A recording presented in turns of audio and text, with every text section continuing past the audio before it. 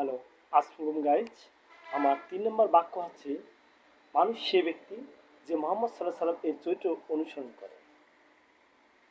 চরিত্র চরিত্র যার ভালো সেই তো ভালো, সেই কীর্তিমান হয়ে থাকে।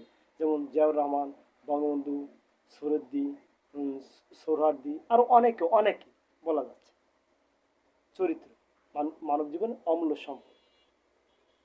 আমরা কারো টাকা পয়সা মাইরে খাবো না, সুদ খাবো না, ঘুষ খাবো না, দুর্নীতি করবো না, মানুষের জায়গা জমি মাপতে যে 2 নম্বরই করবো না, ইফতারির সময় কারো বেশি খাবার দেবো না, মসজিদে জিলাপি ভাগ করার সময় মুরব্বী বা ক্ষমতাধীন কারো বেশি কিছু দেবো না, অন্যায়ের প্রতিবাদ করব, সমাজে ভালো ভালো কাজ করব, অনেকে ভালো ভোট দেবো, মদ গাঁজা ফেন্সিডিল থেকে দূরে থাকবে এবং দুর্নীতি মুক্ত দেশ গড়বে। এগুলো মানুষ, আর সে হচ্ছে মোহাম্মদ চরিত্র অনুসরণ করে। তাহলে পৃথিবীতে আপনি ভালো থাকবেন, দুনিয়ার মানুষ শান্তি থাকবে, আল্লাহ খুশি হবে, ইবলিস শয়তান অসন্তুষ্ট।